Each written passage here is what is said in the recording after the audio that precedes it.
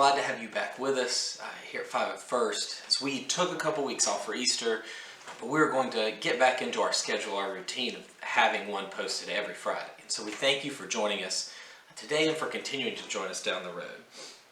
Today I wanted to look at a passage in John 17, a passage that talks about Jesus praying in the Garden of Gethsemane and what his prayer is about. And we all know the prayer that where he asks God to take the cup from him, where he asks for a way out of what he's about to walk into, but understands and states that he's still going to do the Father's will, that he's still going to do what needs to be done. And so there's that understanding that if you haven't read that passage, if you haven't seen that, I would encourage you to look into that scripture a little bit more, because it's a great picture of how we serve God even when it's hard.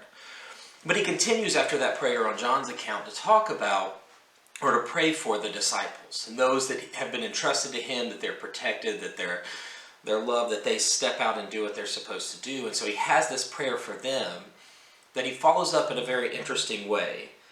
And so in chapter 17, verse 20, it says, "I do not ask for these only, but also for those who believe in me through their word, that they may all be one, just as you, Father, are in me and I in you, that they may also be in us, so that the world may believe that you have sent me."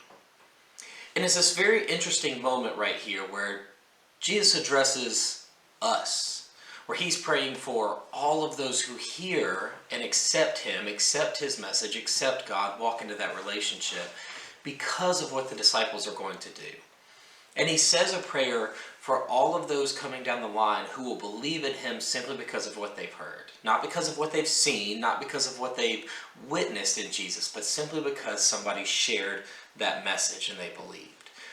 And so, one, this is a prayer from Jesus for us who are believers. We've heard the message, we've believed it, we've taken that dive, we've taken that plunge into a life-altering decision.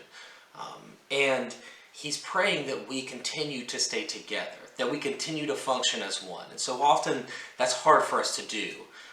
Just in community, in church settings in general, people rub us the wrong way. People get on our nerves. People just think differently than us, and it's a struggle there. But Jesus' prayer here is that all believers function together, that we understand that common goal, and that common goal is reached through our unity. And that common goal that he gives, we see in verse 21. He talks about it, he says, that they may all be one, just as you, Father, are in me and I in you, that they may also be in us, so that the world may believe that you have sent me. And so he prays for this unity for believers.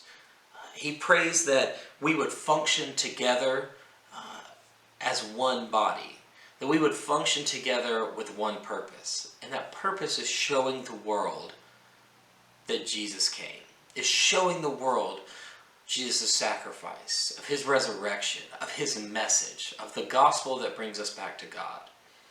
And so I want us to just kind of understand at this moment, right before he is arrested, right before he is taken to trial, right before he is put on the cross, Jesus says a prayer for his followers that are there in the garden with him, asleep, as after he asks them to pray.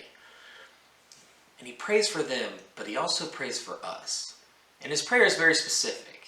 He wants us to be unified in the message of Christ. And he wants us, through that unity and through that message, to show everyone around us, the world, he says, will believe me.